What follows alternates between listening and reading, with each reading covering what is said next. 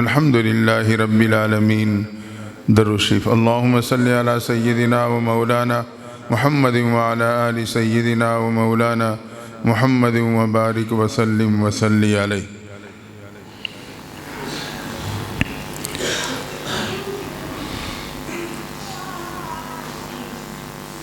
ختم نبوت اور سلسلہ نقشبندیہ اور ساتھ ہی ہمارے بچیوں کے مدرسے کی ختم بخاری شریف کی یہ تقریب ہے۔ دعا ہے اللہ تعالیٰ اس موقع پہ ہم سب کی حاضری کو قبول فرما لے۔ محترم حضرت مولانا میاں محمد ایاز صاحب دام برکاتہم العالیہ، ان کا حسن ظن ہے کہ کچھ باتیں کہہ دیتے ہیں۔ حقیقت تو یہ ہے کہ حضرت مفتی سے رحمۃ اللہ تعالیٰ علیہ کی اس نسبت اور ان کی صحبت کے برکات ہیں۔ اللہ ہمیشہ کے لیے قائم اور دائم رکھے۔ دوستو، ختم نبوت کے حوالے سے تو ہمارے حضرت مولانا اکرام الحق صاحب دام برکاتہم العالیہ نے تفصیلاً بات آپ کے سامنے رکھ دی، ہر بات کھول کے رکھی بہت خوبصورت انداز میں، اور جس نہج پہ وہ محنت کر رہے ہیں اللہ تعالیٰ ان کی حفاظت فرمائے، اللہ تعالیٰ کی محنت کو قبولیت نصیب فرما دے۔ یقیناً یہ محنت محبوب پیغمبر کی شفاعت کا ذریعہ ہے۔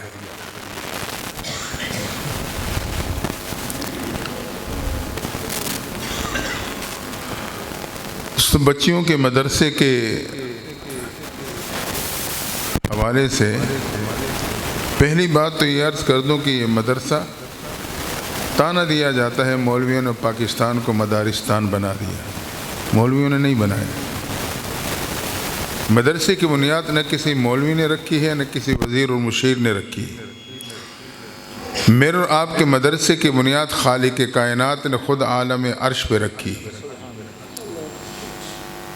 علم آدم الاسماء كلها ثم عرضهم على الملائکہ فقال انبئونی باسماء هؤلاء۔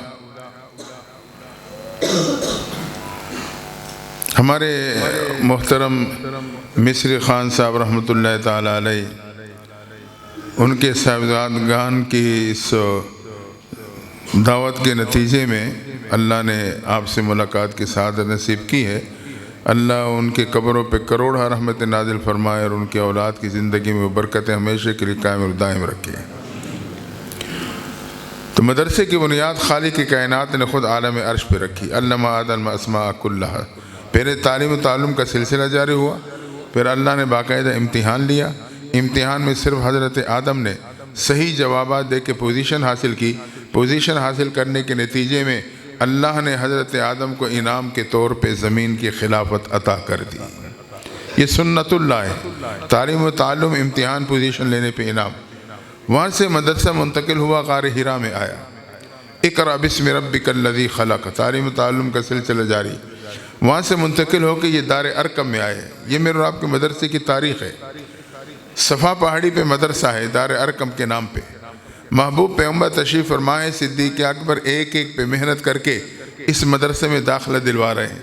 اللہ کی شان، 37 طلباء اس مدرسے میں داخلہ لے کے صحابیت کا مقام پا چکے تھے کہ 38ویں درجے میں اللہ نے حضرت امیر حمزہ کو اسی مدرسے کا طالب علم بنا دیا۔ جب امیر حمزہ مدرسے کے طالب علم بنے تو کفر سر جوڑ کے بیٹھا۔ ہمارے جرنیل ان کی شاگردی میں جا رہے ہیں۔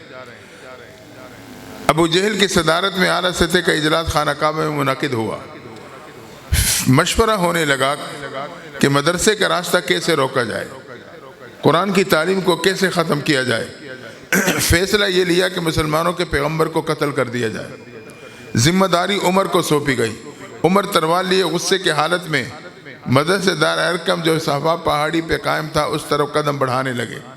ایک ساتھی نے راستہ روکا، عمر اس حالت میں غصے میں کہاں جا رہے ہو؟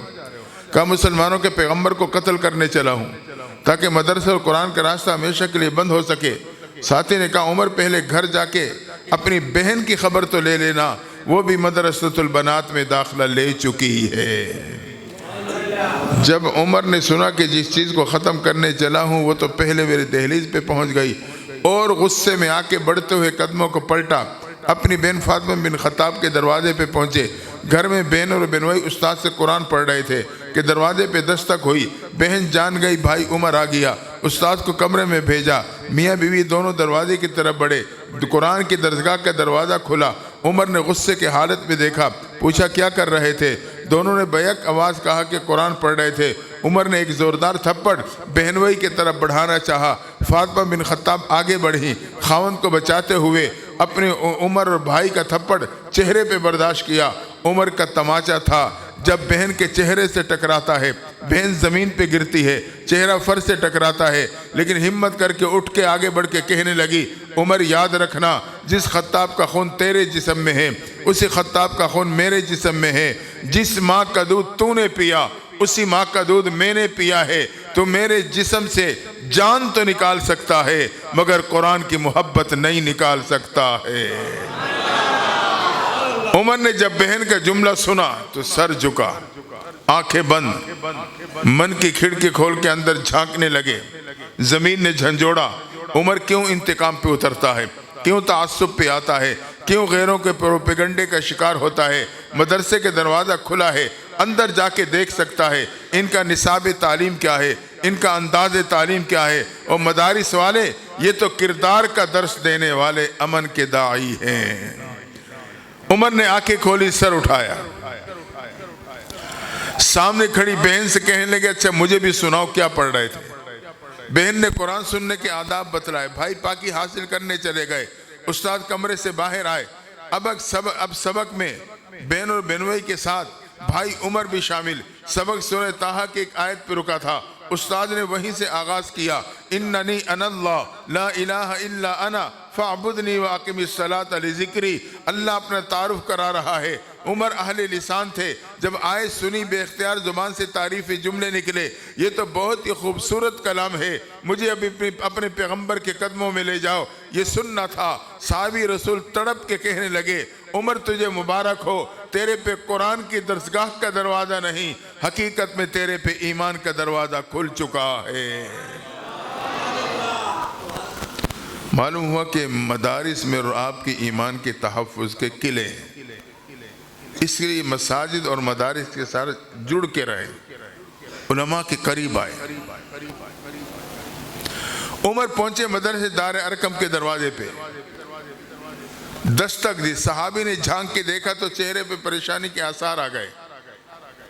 امیر حمزہ نے دور سے دیکھا تو بھانپ لیا، فوراً اٹھے، گیٹ پہ کھڑے ساتھی کے پاس آئے، کہا کون دروازے پہ دستک دے رہا ہے؟ کہا عمر ننگی تلوار ہاتھ میں لیے مدرسے پہ دستک دے رہا ہے۔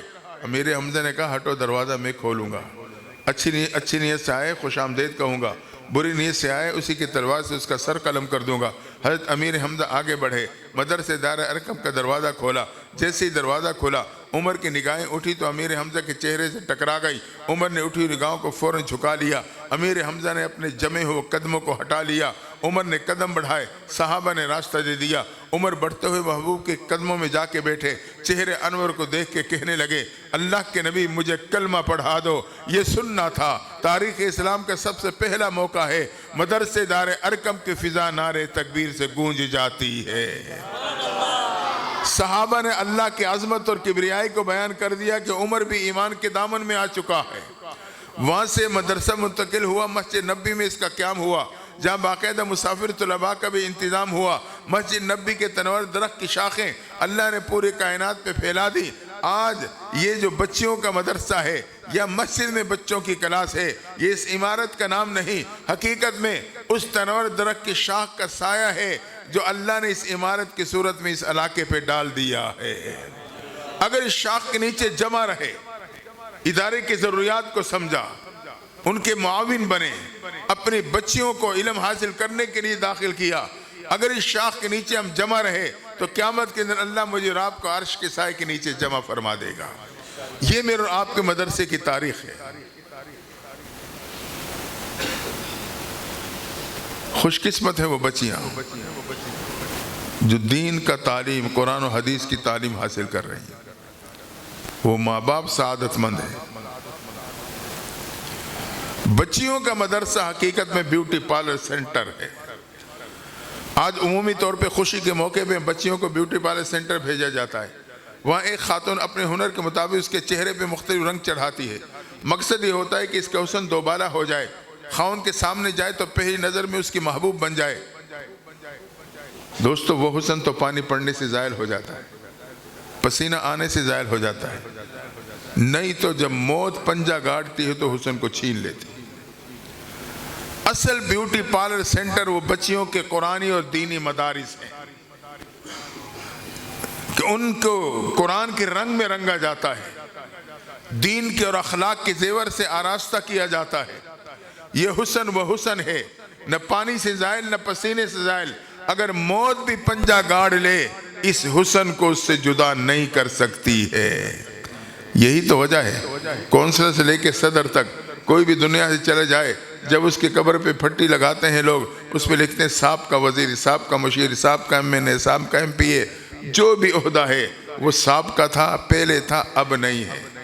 لیکن کسی عالم اور عالمہ، کسی قاری اور قاریہ کہ قبر میں اترنے کے بعد اس کے نام کے ساتھ لفظ صاحب کا آپ نے کہیں نہیں دیکھا ہوگا، اس لیے کہ یہ عہدہ وہ عہدہ ہے عالم اور حافظ اور قاری کا جو مرنے کے بعد بھی یہ عہدہ اس کا قائم ہے۔ وہ قبر میں بھی حافظ اور عالمہ ہے، حشر میں بھی حافظ اور عالمہ رہے گی، حتیٰ کہ جنت میں جانے کے بعد بھی اس کا یہ عہدہ قائم رہے گا۔ اس لیے ہم بچیوں کو دین کے ساتھ جوڑیں۔ اور تیسری اور آخری بات جو بڑی بنیادی بات ہے، اللہ نے عورت کو غیر معمولی صلاحیتوں سے نوازا ہے، بڑی صلاحیتیں عطا کی ہیں۔ آپ انسانیت کے تاریخ پہ نظر ڈالیں، انسانیت کے تاریخ میں اگر آپ کو کوئی کامیاب ترین شخصیت نظر آئے گی تو اس کے پیچھے ضرور کسی نہ کسی عورت کا کردار ہوگا۔ ہر کامیاب ترین شخصیت کے پیچھے کسی نہ کسی عورت کا کردار، عورت ماں کی حیثیت سے ہو، بیٹی بہن کی حیثیت سے ہو یا بیوی کی حیثیت سے۔ پیغمبر علیہ السلام، یہ میں اس لیے بتا رہا ہوں کہ ایک تو مدرسے کی اہمیت ہمارے دل میں آئے، دوسرا ہم اچھا ماشاءاللہ، چلو پھر تو اچھا، براہ راست بات میں سمجھ رہا تھا آپ کے ذریعے سے میں گھروں تک بات پہنچا دوں گا، لیکن وہ براہ راست پروگرام میں شامل ہیں پردے میں۔ پیغمبر علیہ السلام جب باقاعدہ تجارتی سفر پہ جانے لگے، اس تجارتی سفر کے نتیجے میں آپ کے خوبصورت اصول، آپ کے اخلاق، آپ کا کردار وہ اجاگر ہو کے لوگوں کے سامنے آیا۔ اس کے پیچھے اگر کسی کا کردار تھا تو میرے اور آپ کی ماں حضرت خدیجہ الکبریٰ رضی اللہ تعالیٰ عنہا تھی، جنہوں نے اپنا سارا مال تجارت کے لیے آپ کے قدموں میں ڈھیر کر دیا تھا۔ ہجرت کی رات محبوب پیغمبر ابو بکر کے دروازے پہ صدیق اکبر نے روانہ ہونے سے پہلے گھر والوں کی تشکیل کر دی، ذمہ داریاں تقسیم کر دی۔ بیوی سے کہا تو آپ نے کھانا بنانا ہوگا، بیٹی اسما سے کہا تو انہیں کھانا پہنچانا ہوگا، بیٹے عبد الرحمن سے کہا کہ علاقے کی خبریں لانی ہوں گی، اپنے غلام فہیرہ سے کہا کہ بکریوں کا دودھ پہنچانا ہوگا، اور محبوب کی خدمت میں روانہ ہو گئے۔ مختصر یہ کہ غار ثور پہنچے۔ اگلے دن صدیق اکبر کی بیوی اسما بیٹی کھانا لے کے آئی۔ دوسرے دن جب کھانا لے کے آتی ہے، محبوب پیغمبر نے دیکھا کہ بیٹی اسما کے چہرے پہ اداسی کے آثار ہیں۔ کہا، پوچھا بیٹی کیا بات ہے، اداس اور پریشان لگ رہی ہو؟ آنکھوں میں آنسو آ گئے۔ کہنے لگی، اللہ کے نبی صلی اللہ علیہ وسلم کل جب میں کھانا دے کے واپس گئی تو ابو جہل نے مجھے دیکھ لیا، اس نے میرا راستہ روکا، میرے سے پوچھنے لگا کہ تیرے والد اور اس کے پیغمبر کہاں ہیں؟ محبوب میں نے بتانے سے انکار کر دیا، دھمکانے پہ اتر آیا، میں نے پھر بھی انکار کر دیا۔ اس نے ایک زوردار تھپڑ رسید کیا، میں نیچے گری، چہرہ پتھر سے ٹکرایا، پھر اس نے مجھے بالوں سے پکڑ کے گھسیٹ کے کھڑا کیا اور دھمکی دینے لگا، بتاؤ وہ کس مقام پہ ہے؟ میں نے کہا، ابو جہل اپنی جان تو تیرے حوالے کر سکتی ہوں مگر محبوب پیغمبر کو تیرے حوالے نہیں کر سکتی ہوں۔ یہ سننا تھا۔ ساتھ ہی کھڑے حضرت اسما کے والد ابو بکر محبوب کی محبت والی نگاہیں ان کے چہرے پہ جم گئیں. دیکھ کے کہنے لگے ابو بکر ہر صحابی کے احسان کا بدلہ دنیا میں دے چکا ہوں، مگر تیرے احسانات کا بدلہ کل قیامت کے دن اللہ تجھے اپنے خزانوں سے خود عطا فرمائے گا. یہ مقام اگر صدیق اکبر کو ملا ہے تو اس کے پیچھے ان کی بیٹی حضرت اسما کا کردار ہے. اللہ نے ایسی صلاحیتیں دی ہے ماں بہن اور بیٹی کو. حضرت عمر فاروق رضی اللہ تعالیٰ عنہ واقعہ آپ کے سامنے آ چکا، ایمان لے آئے. 39ویں درجے پہ آئے تھے، لیکن اس قرآن کے تعلق کی برکت سے اللہ نے آپ کو دوسرا درجہ عطا کر دیا. ایک وقت آیا آپ مسلمانوں کے سپہ سالار بنے، لشکر کی قیادت کرتے ہوئے ایک وادی کے پاس سے گزر رہے ہیں کہ آپ کے قدم مبارک رک گئے. پورا لشکر پیچھے رکا ہوا، ہمت نہیں کوئی آگے بڑھ کے پوچھ سکے بھائی کیوں رکے ہو. رکے تو رکتے ہی چلے گئے. گرمی کی شدت، لشکر بے قرار. آخر کار آپ کی نگاہیں وادی میں اضطراب کی حالت میں گھوم رہی تھی. آخر کار ایک اہلکار نے ہمت کر کے آگے بڑھ کے کہا امیر المومنین پورا لشکر بے قرار اور پریشان کھڑا ہے، آپ رکے تو رکتے ہی چلے گئے، آپ کی نگاہیں اضطراب کی حالت میں وادی میں گھوم رہی ہیں، معاملہ کیا ہے؟ آپ نے فرمایا یہ وادی وہ وادی ہے جہاں ایمان لانے سے پہلے عمر اونٹ چرایا کرتا تھا. جب اونٹ شام کو گھر جاتے تو بھوکے ہوتے، میرا باپ خطاب مجھے تانا دیا کرتا تھا عمر تجھے تو اونٹ بھی چلانے نہیں آتے، تو کیا زندگی گزارے گا. عمر تو وہ تھا اونٹ چرانا بھی نہیں جانتا تھا، لیکن آج قرآن کی برکت سے اللہ نے مسلمانوں کا سپہ سالار بنا دیا ہے. یہ مقام اگر عمر فاروق کو ملا تو اس کے پیچھے ان کی بہن فاطمہ بن خطاب کا کردار ہے. ان کی بہن فاطمہ بن خطاب کا کردار ہے. مکہ فتح ہوا، آپ خانہ کعبہ میں داخل ہوئے، عام معافی کا اعلان کر دیا. جو سردار تھے ان کے بارے میں انہیں اعزاز بھی دیا، جو ان کے گھر میں پناہ لے گا اسے پناہ حاصل ہوگی. اکرمہ کی بیوی ام حکیم بڑی ذہین خاتون تھی، فوراً آئی محبوب کے قدموں میں آ کے ایمان قبول کر لیا اور ساتھ ہی اجازت مانگی، محبوب اجازت ہو تو میں اپنے خاوند اکرمہ کو لے آؤں. آپ نے اجازت دے دی. یہ دوڑی گھر کی طرف کہ اکرمہ گھر میں ہوگا اسے لا کے حضور کی خدمت میں پیش کر دوں گی. اکرمہ اس بات پہ یقین کر چکا تھا کہ سوائے موت کے میرے بارے میں کوئی فیصلہ نہیں ہو سکتا، کیونکہ محبوب کا تکلیف پہنچانے کے ہر موقع پہ اکرمہ سب سے پیش ہوتا تھا. دیکھا کہ گھر میں موجود نہیں، سمجھ گئی موت کے ڈر کی وجہ سے بھاگ گیا. لیکن اتنی ذہین تھی، اسے پتا تھا کہ اکرمہ کو مکہ میں تو کہیں پناہ کی جگہ مل ہی نہیں سکتی. وہ کشتی لے کے دریا پار جانے کی کوشش کرے گا، تو وقت ضائع کیے بغیر یہ فوراً دریا کے کنارے پہ پہنچی. دیکھا اکرمہ کشتی میں بیٹھا دریا پار جا رہا ہے، آواز نہیں لگائی، پتا تھا آواز لگاؤں گی تو اس نے نہیں آنا. دوسری کشتی پکڑی، تیزی کے ساتھ دوڑاتے ہوئے قریب پہنچی، کہا اکرمہ واپس لوٹاؤ، اکرمہ واپس لوٹاؤ. کہا میرے بارے میں سوائے موت کا کوئی فیصلہ نہیں ہو سکتا، میں واپس جانے کے لیے تیار نہیں. کہا اکرمہ محبوب سے تیرے بارے میں اجازت لے کے آئی ہوں. اعتماد میں لیا، حضرت اکرمہ کو لے کے محبوب کے قدموں میں پیش کر دیا. اکرمہ نے ایمان قبول کر لیا. اور ایک وہ وقت آیا کہ محبوب کی خدمت میں سب سے زیادہ پیش رہے، حتیٰ کہ آج بھی صحائے ستہ، یہ جو بخاری شریف آپ دیکھ رہے ہیں، ان کے سمیت 6 کتابیں ہیں جو آخری سال میں پڑھائی جاتی ہیں. آج بھی صحائے ستہ میں حضرت اکرمہ کی روایت سے کئی احادیث نقل کی جاتی ہیں. یہ مقام اکرمہ کو ملا ہے تو اس کے پیچھے ان کی بیوی کا کردار ہے. یہ ان کی بیوی کا کردار ہے. تو کہنا یہ تھا کہ اللہ نے ماں بہن اور بیٹی کو بڑی صلاحیت عطا فرمائی. حضرت بایزید بوستامی رحمۃ اللہ تعالی علیہ انڈیا میں اصلاحی اور تبلیغی سفر پہ نکلے. کئی دن لگے. واپس آئے تو فوراً اپنی والدہ کی خدمت میں حاضر ہوئے کہ ماں کی قدم بوسی کر لوں اور کارگزاری سنا دوں. کارگزاری سنائی. اماں اتنے ہندوؤں نے میرے ہاتھ پہ ایمان قبول کیا اور اتنے مسلمانوں نے میرے ہاتھ پہ بیعت کر کے گناہوں سے توبہ کی. ماں سنتی رہی. ساری کارگزاری خاموشی کے ساتھ سنی. جب بایزید بوستامی کی کارگزاری مکمل ہوئی تو ایک نحیف سی آہستہ سی آواز نکلی.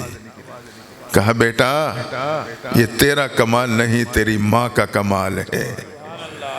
بایزید بوستامی ہل گئے. اماں یقیناً کمال آپ ہی کا ہوگا. جاننا چاہتا ہوں وہ کمال ہے کیا. ماں کہنے لگی بیٹا جب تک تجھے دودھ پلانے کا زمانہ تھا ایک مرتبہ بھی بغیر وضو کے تجھے دودھ نہیں پلایا تھا. ہاں جب ماں ایسی ہوں گی تو اولاد بایزید جیسی ہوگی. ماں ہاجرہ بنے گی تو اولاد اسماعیل ہی پیدا ہوگی. حضرت نظام الدین اولیاء رحمت اللہ تعالی علیہ وقت کے ولی تھے. پہلی رات کا چاند نظر آیا. حضور اور صحابہ کے دور میں بڑے اہتمام سے دیکھا جاتا تھا. آج تو ہم دیکھتے بھی نہیں ہیں, دیکھتے تو ہمیں نظر ہی نہیں آتا. نظام الدین اولیاء والدہ کی خدمت میں اماں مبارک ہو. پہلی رات کا چاند نظر آ گیا. ماں نے کہ بیٹا خیر مبارک. ساتھ ہی اگلا جملہ کہا بیٹا اگلے مہینے کی چاند کی مبارک کس کو دے گا. حضرت نظام الدین اولیاء کہتے ہیں میں سمجھ گیا ماں کی تیاری. تو میں نے کہا اماں مجھے کس کے حوالے کر کے جاؤ گی. کہتے ماں خاموش ہو گئی. رات ہوئی, تہجد کا ٹائم ہوا. میں اپنے کمرے میں نفل پڑھ رہا تھا, والدہ اپنے کمرے میں پڑھ رہی تھی. فارغ ہوئی تو مجھے بلوایا. میں حاضر ہو گیا. کہا بیٹا اپنا دائیں ہاتھ میرے ہاتھ میں دو. میں نے ہاتھ بڑھایا. ماں نے میرا ہاتھ پکڑا, چہرہ اوپر کی طرف اٹھایا اور کہنے لگی اللہ میں اپنے اس بیٹے کو تیرے حوالے کر کے جا رہی ہوں. کلمہ پڑھا دنیا سے چلی گئی. تو نظام الدین اولیاء کو جو عظمت اور جو مقام ملا اس کے پیچھے ان کی ماں کی دعائیں تھیں. ماں کی دعائیں تھیں. اس لیے یاد رکھنا ماں باپ سے دعائیں لینے کی کوشش کرو. اگر دعا نہیں لے سکتا کم از کم بد دعا مت لو. یہ تو ہمارے اختیار میں ہے. میں آپ کو ذاتی سے ایک بات بتاؤں. کئی سال پرانی بات ہے. میں خانے والا اپنے خانقاہ کے دروازے پہ کھڑا, میں نے دیکھا کہ بوڑھی اماں آ رہی ہے. آ گئی. بات کرنے سے پہلے اس کا دل بھرا ہے, آنکھوں میں آنسو اتر آئے. میں نے کہا اماں کیا بات ہے, کیوں پریشان ہو, بات تو بتاؤ. ہمت باندھی. کہنے لگی بیٹا میری نوجوان اولاد مجھے کتیا کہہ کے پکارتی ہے. انا للہ و انا الیہ راجعون. بوڑھی ماں تھی, روکتی ہوگی ٹوکتی ہوگی, اولاد کہتی ہے بھونکتی رہتی ہے. تو آج یہ دور گزر رہا ہے. خوش قسمت ہیں وہ ماں باپ جن کے اولاد کو انہوں نے اپنے اولاد کو قرآن اور قرآن والوں کے ساتھ جوڑا ہوا ہے. اس لیے ماں باپ سے دعائیں لیں. موسیٰ علیہ السلام نے اللہ سے دعا مانگی, یا اللہ تو زندگی میں اس شخص سے میری ملاقات کرا دے جو جنت میں میرا ساتھی ہوگا. اللہ تو قادر مطلق ہے, عالم کل ہے, ہر چیز اللہ کے سامنے. اللہ نے اپنے پیغمبر کی دعا کو قبول کیا. کہا موسیٰ فلاں علاقے پہ چلے جانا, اس کے فلاں بستی میں ایک چھوٹا سا بازار ہوگا چند دکانوں پہ مشتمل. وہاں ایک نوجوان گوشت کا پھٹا لگائے بیٹھا گوشت بیچ رہا ہوگا, وہ آپ کی جنت کا ساتھی ہے. موسیٰ علیہ السلام نے خوشی خوشی ذات راہ بندہ سفر شروع کر دیا کہ دنیا میں جنت کے ساتھی کو دیکھ لوں. پہنچ گیا اس علاقے میں, بستی میں, دیکھا کہ چھوٹا سا بازار ہے چند دکانوں پہ مشتمل. جب توجہ کی تو نظر آئے کہ ایک نوجوان گوشت کا پھٹا لگائے بیٹھا گوشت فروخت کر رہا ہے. آپ قریب جا کے ایک طرف کھڑے ہو گئے، میں معلوم کر سکوں کہ اس کا کون سا عمل ہے جو اللہ نے اس کو اتنا بڑا مقام دیا ہے، اور آپ کو یقین ہو گیا یہ میرے جنت کے ساتھی ہے۔ آپ نے دیکھا تو تعجب کی انتہا نہ رہی، وہ تو عام سا نوجوان تھا، کسی سے سختی سے بات کرتا، کسی سے تلخی سے بات کرتا۔ آخر کار جب گوشت ختم ہونے لگا، تھوڑا سا گوشت صاف کر کے رومال میں کپڑے میں باندھا، پھٹا بند کیا، گھر کی طرف چل دیا۔ موسیٰ علیہ السلام پیچھے چلے اس ارادے سے کہ رات کو اس کے پاس گھر میں ٹھہروں تاکہ میں کوئی وجہ معلوم کر سکوں۔ قریب کیا کہا، نوجوان تیرا مہمان ہوں، رات کو ٹھہرنا چاہتا ہوں۔ وہ آپ کو پہچان تو نہ سکا کہ وقت کے پیغمبر موسیٰ علیہ السلام ہیں، لیکن مہمان نوازی کرتے ہوئے آپ کو گھر لے آیا۔ صحن میں چارپی ایک طرف پڑی تھی، وہاں بٹھا دیا، گوشت لے کے بچوں کی طرف لوٹا۔ موسیٰ علیہ السلام نے دیکھا کہ صحن کی دوسری طرف چارپی پہ بوڑھی ماں لیٹی ہوئی ہے۔ آپ کو یقین ہو گیا اس کی والدہ ہے۔ کچھ دیر بعد کھانا تیار کر کے ہاتھوں میں اٹھا کے ماں کے پاس آتا ہے، ایک ہاتھ سے ماں کو سہارا دے کے بٹھایا، دوسرے ہاتھ سے روٹی نرم کر کر کے کھلانے لگا۔ جب ماں نے سیر ہو کے کھانا کھایا تو اس کے ہاتھ اٹھے، موسیٰ علیہ السلام متوجہ ہوئے، اس نے 2 جملے کہے، 2 دعائیں مانگی۔ پہلی دعا یہ تھی، اللہ تو مجھے زندگی میں موسیٰ علیہ السلام کا دیدار کرا دینا، اور دوسری دعا یہ تھی، یا اللہ میرے اس بیٹے کو جنت میں موسیٰ علیہ السلام کا ساتھی بنا دینا۔ موسیٰ علیہ السلام تڑپ کے آگے بڑھے، اماں تجھے مبارک ہو، اللہ نے تیرے دونوں دعاؤں کو قبول کر لیا۔ تب پتہ چلا کہ ماں باپ کی دعائیں ہیں جس کے نتیجے میں اللہ کو اس نوجوان کو اتنی بڑی عظمتیں عطا کر دی۔ دوستو اگر یہ نعمت موجود ہے، دعائیں لینے کی کوشش کریں۔ ہاں آج بڑے عجیب حالات ہیں۔ اولاد کہتی ہے کہ ماں باپ اولاد کو بھول جاتے ہیں۔ میں کہتا ہوں کہ اولاد کی اپنی بھول ہے۔ کائنات میں 2 ہستیاں جو بھلانے پہ بھی نہیں بھلاتی، ایک اللہ کی ہستی ہے، ایک اماں کی ہستی ہے۔ حدیث قدسی ہے، اللہ فرماتے ہیں ان ذکرتنی ذکرتک و ان نسیتنی ذکرتک، میرے بندے یاد کرے گا یاد کروں گا، بھلا دے گا تب بھی تجھے یاد کروں گا۔ یہی تو وجہ ہے دنیا میں کافر کو رب نے کبھی بھوکا نہیں سلایا، وہ تو نہیں مانتا، انکار کرتا ہے، نہیں یاد کرتا ہے، اللہ اسے پھر بھی یاد کرتے ہوئے بھوکا نہیں سلاتا۔ یا پھر ماں کی ہستی ہے، اماں کی ہستی ہے جو بھلانے پہ بھی نہیں بھلاتی ہے۔ ایک میاں بیوی کے ہاں ایک اکلوتا بیٹا پیدا ہوا، سنبھالتے رہے، پالتے رہے، پڑھا لکھا دیا، ماشاءاللہ باصلاحیت بنا۔ بس ماں باپ کی تمناؤں کو قدموں کے نیچے رونتے ہوئے من پسند کی شادی کر لی۔ اولاد کو نہیں اندازہ ہوتا کہ ماں باپ نے بڑھاپے میں کیا کیا آرزویں کی ہوں گی، بیٹے کی شادی کریں گے۔ کاغذات بنوائی، ویزا لیا، بیوی کو لے کے سعودیہ نکل گیا۔ ماں باپ کی خدمت کرنے والا کوئی ہے نہیں ہے، ایک اکلوتا بیٹا تھا، کوئی ایسے رشتہ دار بھی بالکل قریبی نہیں۔ وہاں جا کے جو کاروبار چلایا خوب جمع، اسی میں مگن ہو گیا۔ 25 سال گزر گئے، ایک مرتبہ ماں باپ کی خیر و خبر لینے کے لیے نہیں آیا۔ ایک دن خانہ کعبہ کا طواف کر رہا ہے، آگے کسی ایک عالم دین کو دیکھا، بزرگ کو، اس کے دل میں بات آئی، آج طواف مکمل ہونے پہ ان سے میں اپنی دل کی بات کہہ دوں گا۔ طواف مکمل ہو، یہ قریب گئے، حضرت میں آپ سے دل کی بات کہنا چاہتا ہوں۔ بیٹا کہو کیا بات ہے؟ کہنے لگا مجھے یہاں 25 سال ہو گئے ہیں، میں نے حج بھی کیے، عمرے بھی کیے، طواف بھی کرتا ہوں، اب بھی آپ کے پیچھے طواف میں مصروف تھا، لیکن میں سے کہ بڑا عجیب معاملہ ہے، جب میں حجر اسود کا استلام یا بوسہ لے کے طواف کے لیے قدم بڑھاتا ہوں، میرے کانوں سے آواز ٹکراتی ہے، تیری حاضری قبول نہیں ہے۔ تڑپ جاتا ہوں، سوچتا ہوں اس گھر کو چھوڑوں تو کس گھر پہ جاؤں، میرے تو کوئی اور در ہی نہیں۔ جیسے کیسے عمل مکمل کر کے چلا جاتا ہوں۔ اس بزرگ عالم دین نے تھوڑا سا سوچا تو ایک حدیث مبارکہ سامنے آئی۔ کہا بیٹا، ایک موقع پہ محبوب پیغمبر صحابہ کے ساتھ خانہ کعبہ کا طواف فرما رہے تھے، اچانک خانہ کعبہ کو مخاطب ہوئے، کہا اے کعبہ، یقیناً تو بڑی حرمت اور عزت والا ہے، لیکن ایک مسلمان کی عزت و حرمت تیرے سے بھی بڑھ کر ہے۔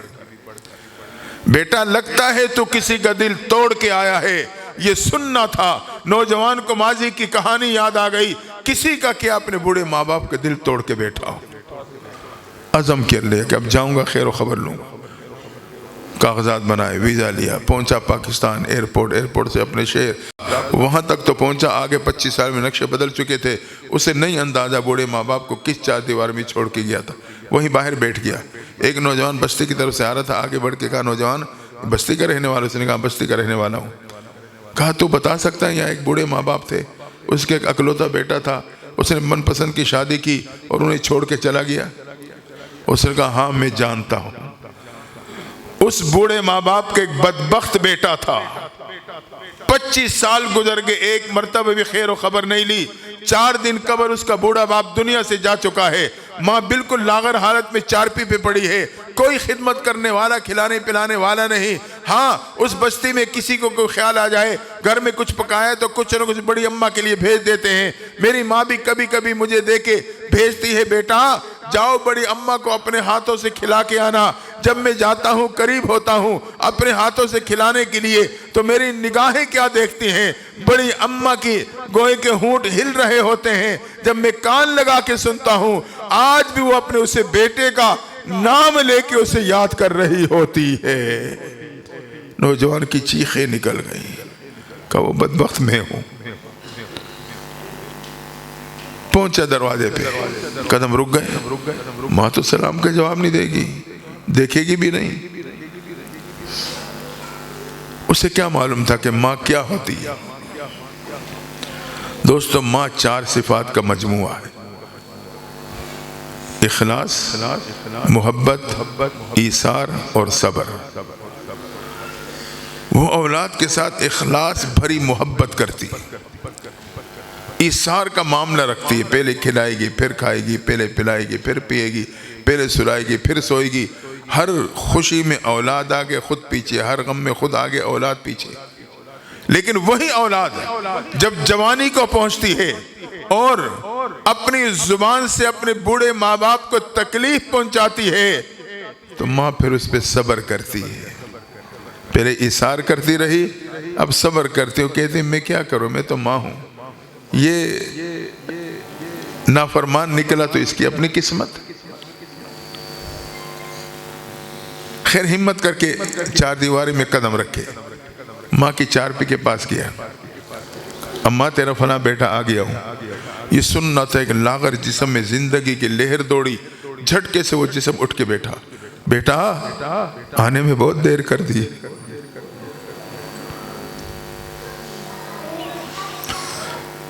تو نے آنے میں بہت دیر کر دی ہے، تیری جدائیگی میں رو رو کے آنکھوں کی بینائی سے محروم ہو چکی ہوں، دیکھ تو نہیں سکتی لیکن تجھے سن سکتی ہوں۔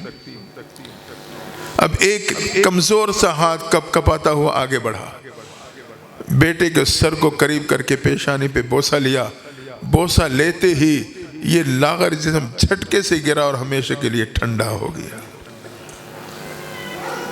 تو ماں بھلانے پہ بھی نہیں بھلاتی، اولاد کی اپنی بھول ہے کہ ماں باپ بھول جاتے ہیں۔ تو دعائیں لیں،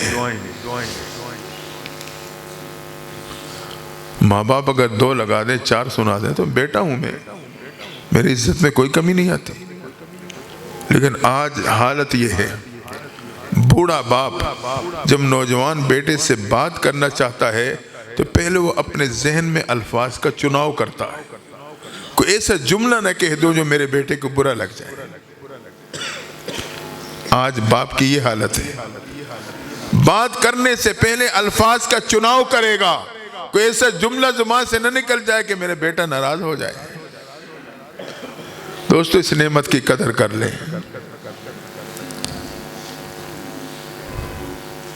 ماں باپ کی نعمت کی قدر کر لیں۔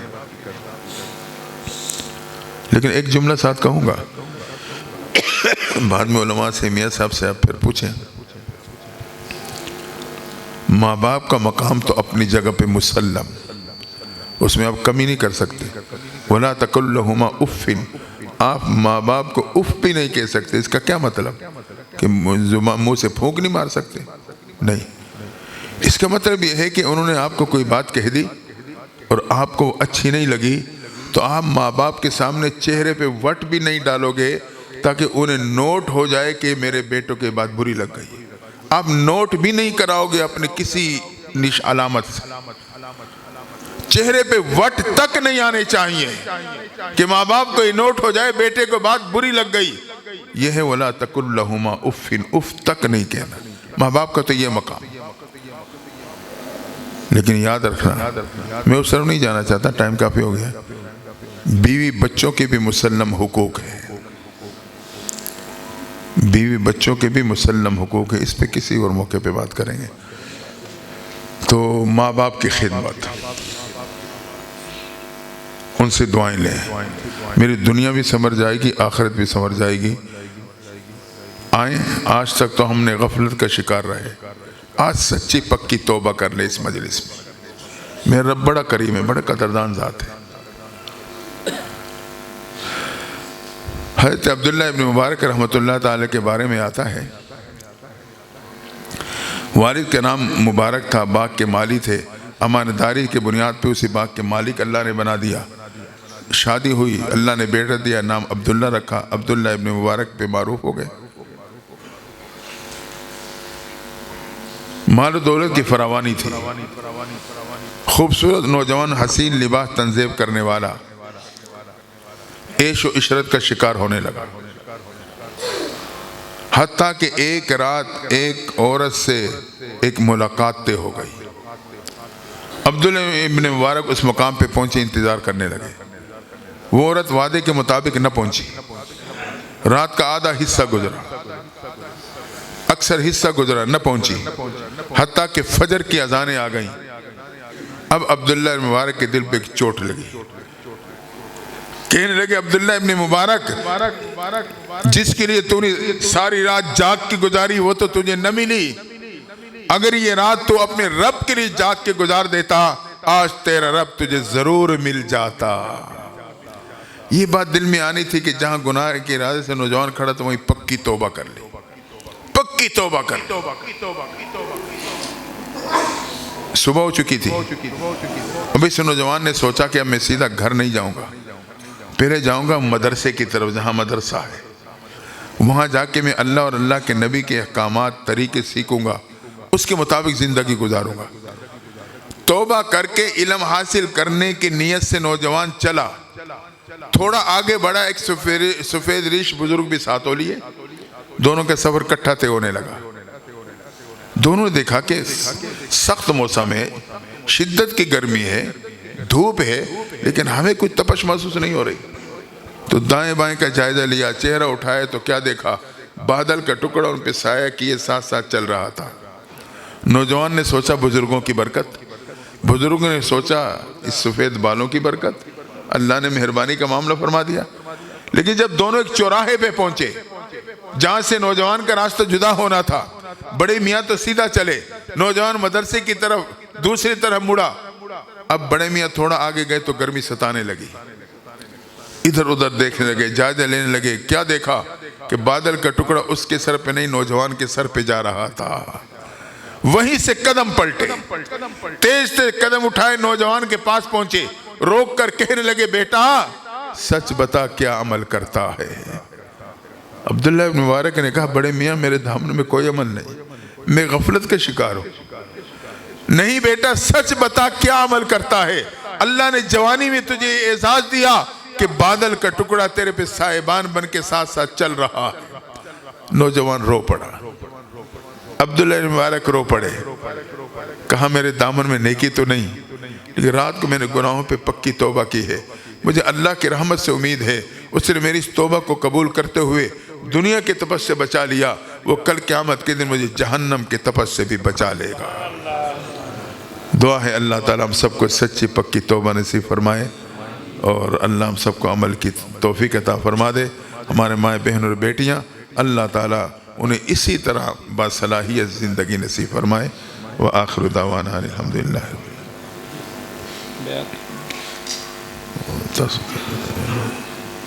سوک دا حضرت سے پلاس مبارک کے لاسی خلغواڑی دا تویر زندگی نا توبہ استلغواڑی. حدیث مبارک کے راضی التائب من ذنبک من لا ذنب له. توبہ استن کے دا گناہ نا دا سے دے چی گناہ اڑو کڑے نا دا. اس منگا تاسو بیعتو کو دا حضرت پلاس املاس کیے ہو، زڑے گناہوں نا براتا اللہ ماپ کی، آئندہ بے احتیاط کو. بل تاسو کینے سادرو نخوارو صدرونه خورو او زم چل کې زنانه دي پرده نشین میان د خویان دي د مفتی سید فهیم شاه صاحب په توسط سره اغي درخواست کړي چې موږ هم د حضرت صاحب نه بیعت کول غواړو اغي د پاره دا طریقه ده چې حضرت صاحب کوم الفاظ وایي هغه الفاظ به اغي وایي په دې بیعت کې به ان شاء الله شامل شي چا بیعت نه کړي دې ته لاسونه ورسوي دا صادرونه ار اړخته خواره کې دا صادرونه ار اړخته خواره کې چې د رښتیا حقیقي توبه وباسو موږ او تاسو واورېدل عبدالله ابن مبارک صاحب او نور واقعات مو واورېدل په توبه سره الله د انسان زاړه ټول ګناهونه معاف کوي د حضرت صاحب په لاس مبارک باندې دا یو قیمتي موقع ده داسې موقع هر وخت نه میلاویږي حضرت ډیر مصروفه دي الحمدلله والشکر لله مختلف ممالکو ته امریکې ته مختلفو ممالکو ته دغسې دوره باندې ځي اول ته الله ډیر لوی پیس خورئ دا صدرونه ورسوي داسې دې اړخته ورسوي دې ته لاسونه راورسوي کوم کسان چې دي دې صدرونو ته لاسونه راورسوي پیغمبر اصلاۃ السلام سے 5 قسم کی بیعت ثابت ہے بیعت علی الایمان بیعت علی الجہاد بیعت علی الہجرت بیعت علی الموت بیعت علی ترک معاصی حدیبیہ کے مقام پہ جو آپ نے 1400 صحابہ سے بیعت لی تھی یہ بیعت علی الموت تھی آپ نے حضرت عثمان غنی کو قاصد بنا کے بھیجا تھا اہل مکہ سے مذاکرات کریں کہ ہماری تلواریں منام میں ہم احرام میں ہم لڑنے نہیں آئے ہمیں اجازت دی جائے عمرہ کر کے واپس چلے جائیں گے حضرت عثمان غنی ابھی واپس نہیں پہنچے تھے کہ پروپیگنڈا یہ کر دیا گیا کہ اہل مکہ نے عثمان غنی کو شہید کر دیا آپ نے اس وقت 1400 صحابہ کے ہاتھ اپنے ہاتھوں پہ ان سے بیعت لی کہ ہم عثمان غنی کا بدلہ لیں گے مر جائیں گے پیچھے نہیں ہٹیں گے تو یہ بیعت علی الموت تھی اور ایک بیعت جو ہمارے سلسلہ شمندیہ میں ایک ہوتی ہے وہ بیعت علی ترک معاصی گناہوں کی چھوڑنے کی بیعت جسے ہم اور آپ توبہ کی بیعت کہتے ہیں تو یہ توبہ کی بیعت ہے میری مائیں بہنیں بیٹیاں بھی جو بیعت ہونا چاہتی ہیں کہ وہ تو یہ کلمات میں کہلاؤں گا وہ وہیں سے کلمات پڑھیں گی تو انشاءاللہ اس بیعت میں شامل ہو جائیں گی آپ تمام حضرات میرے سے پڑھیں میرے ساتھ پڑھیں اعوذ باللہ من الشیطان الرجیم زنانہ میان د خویان دي موایي حضرت صاحب الفاظ وایي بسم اللہ الرحمن الرحیم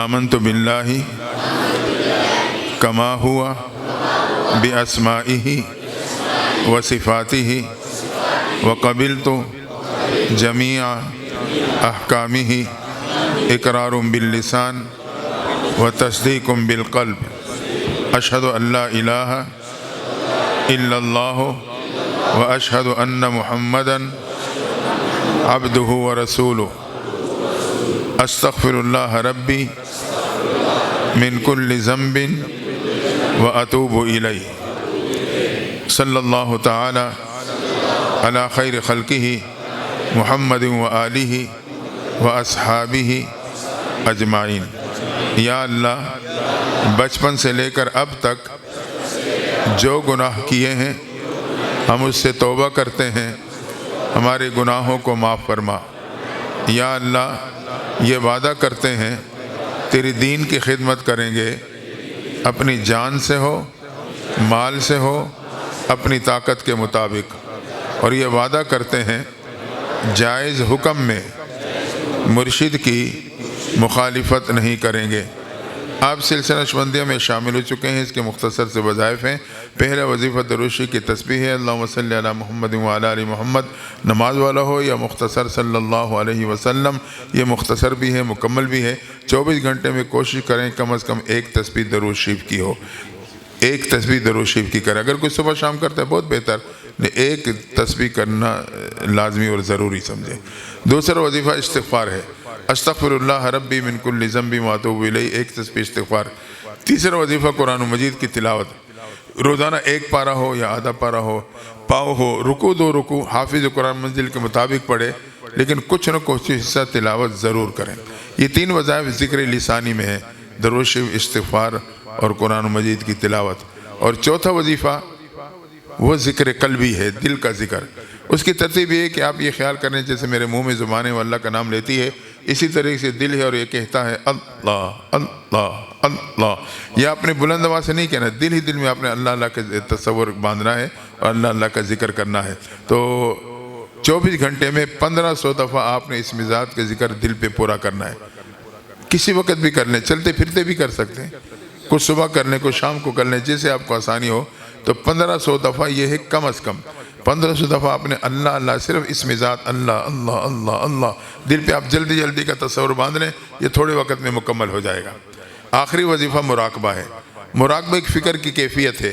हदीस में आता है जब इंसान गुनाह करता है तो दिल पे स्यादा लगा दिया जाता है, इसलिए 24 घंटे में से 10 मिनट आंखें बंद करके बैठ जाएं, ख्याल करें दुनिया से ताल्लुक़ ख़त्म हो चुका, अल्लाह की रहमत तेज़ बारिश की शक्ल में सुनहरी रंग में मेरे दिल पे बरस रही है, दिल पे जो गुनाहों की जंग व स्याही लगी वो धुलती जा रही है। ख्यालात बहुत आएंगे, बार बार दिल की तरफ मुतवज्जे रहें और इस तसव्वुर में 10 मिनट मुकम्मल कर लें, दुआ मांग के उठ जाएँ। आहिस्ता आहिस्ता ख्यालात में कमी आ जाएगी। 5 वज़ाइफ हो गए, दरूद शरीफ, इस्तिग़फ़ार, कुरान शरीफ का ज़िक्र, कुरान शरीफ की तिलावत और दिल का ज़िक्र, इस मिजाज अल्लाह अल्लाह के तसव्वुर के साथ मुराक़बा। और छठा है राब्ता शेख।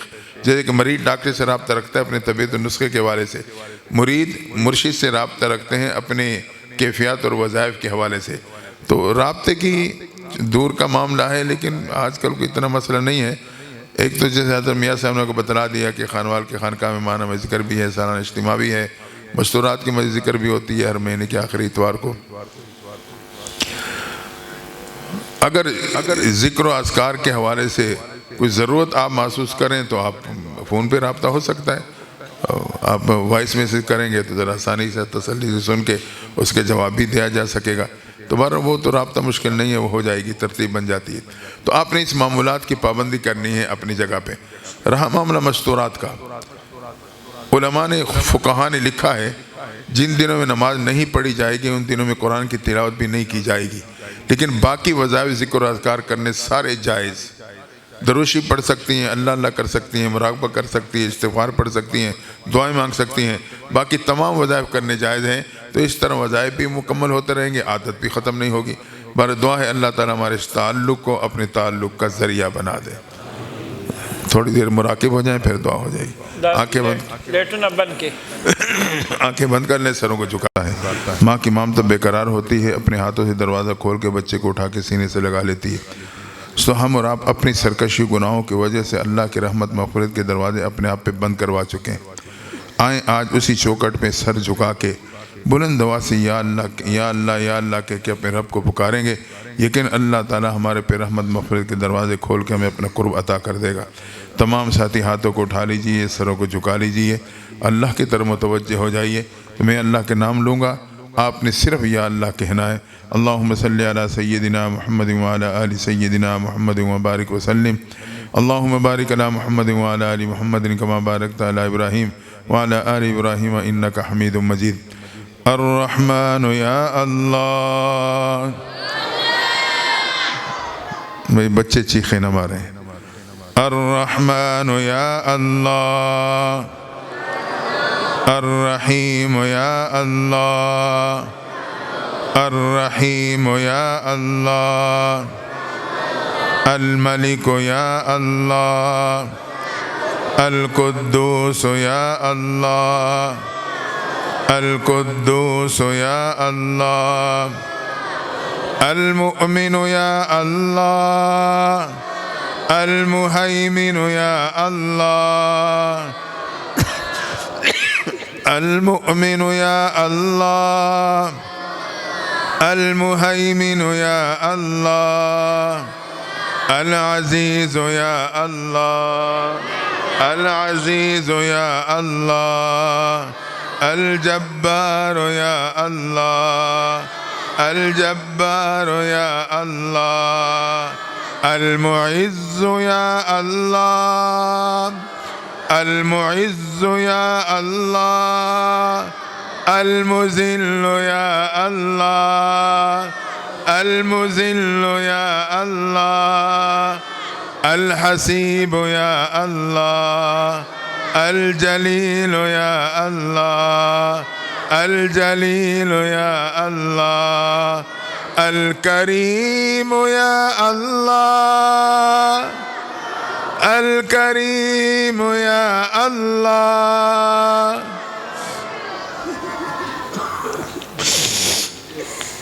अल-करीम या अल्लाह। الغفار یا اللہ، القہار یا اللہ، الغفور یا اللہ، الشکور یا اللہ، الشکور یا اللہ، الغنی یا اللہ، المغنی یا اللہ، مالک الملک ذو الجلال والإکرام یا اللہ، مالک الملک ذو الجلال والإکرام یا اللہ، الوارث یا اللہ، الوارث یا اللہ، الوارث یا اللہ، الوارث یا اللہ، یا اللہ، یا اللہ، یا اللہ، یا اللہ، یا اللہ، یا اللہ۔ اللہ ہمارے گناہوں کو معاف فرما، یا اللہ ہمارے گناہوں کو معاف فرما، اللہ ہماری توبہ قبول فرما، یا اللہ ہماری توبہ قبول فرما۔ اللہ گناہوں کا بوجھ لے کے تیرے در پہ آئے ہیں، یا اللہ ہمارے گناہوں کو معاف فرما دے، گرتے پڑتے تیرے در پہ پہنچے ہیں، اللہ اٹھے ہاتھوں کو قبول فرما لے۔ یا اللہ رات کا اندھیرا چھا چکا، دنیا کے بادشاہوں نے دروازے بند کر لیے، تو وہ بادشاہ کے تیرے دروازے اب بھی کھلے ہیں۔ اللہ ہم تیرے در پہ جھکے ہیں، تجھ سے تجھی کو مانگتے ہیں، یا اللہ میں اپنی محبت عطا فرما، اپنی معرفت عطا فرما، اپنا قرب نصیب فرما، محبوب کی اتباع اور شفاعت عطا فرما۔ یا اللہ رحم و کرم کا معاملہ فرما، اللہ رحم و کرم کا معاملہ فرما۔ یا اللہ اپنے در سے محروم نہ کرنا، اللہ اپنے در سے مردود نہ کرنا۔ یا اللہ تیرے در سے تو کوئی بھی مردود نہیں ہوتا، شیطان اس لیے مردود ہوا، اس نے نہ گناہوں کا اقرار کیا نہ ندامت کا اظہار۔ اللہ ہم تو گناہوں کا بھی اقرار کرتے ہیں، ندامت کا بھی اظہار کرتے ہیں۔ یا اللہ ہمیں معاف فرما، اللہ ہمیں معاف فرما، یا اللہ اب تو ہمیں معاف فرما۔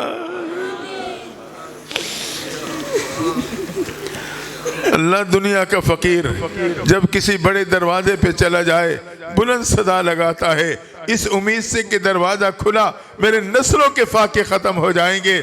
یا اللہ ہم بھی کائنات کے سب سے بڑے دروازے پہ کھڑے بلند صدا لگا رہے ہیں، اس یقین کے ساتھ اگر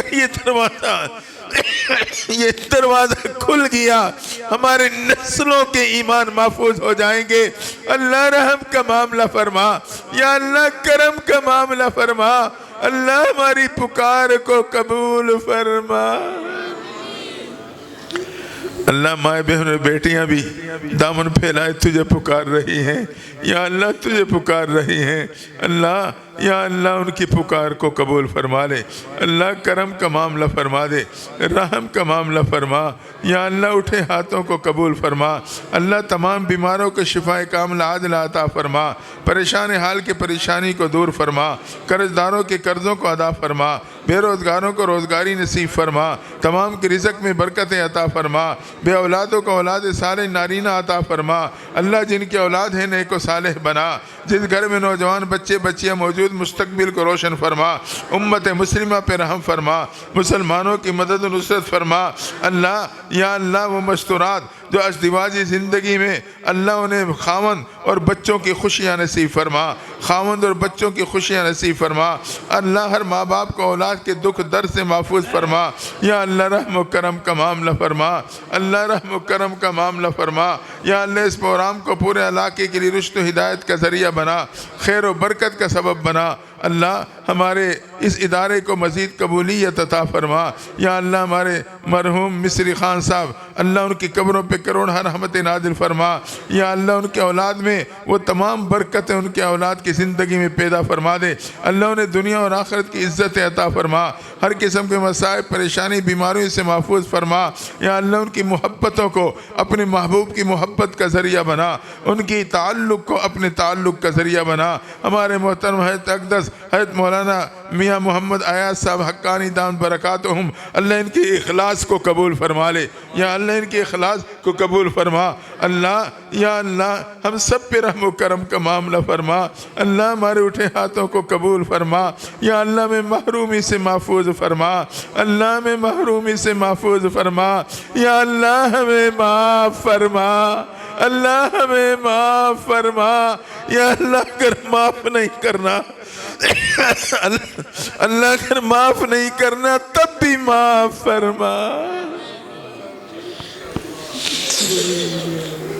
باچا سے مور بیمار، کمال شاہ باچا سے مور بیمار۔ جی ہمارے کمال شاہ صاحب کی والدہ بیمار ہیں، اور بھی ایک ساتھی نے مجھے کہا تھا ان کی والدہ بیمار ہیں، اللہ تمام بیماروں کو شفا عطا فرما، تمام بیماروں کو صحت نصیب فرما، اللہ ہمارے اس حاضری کو قبول فرما۔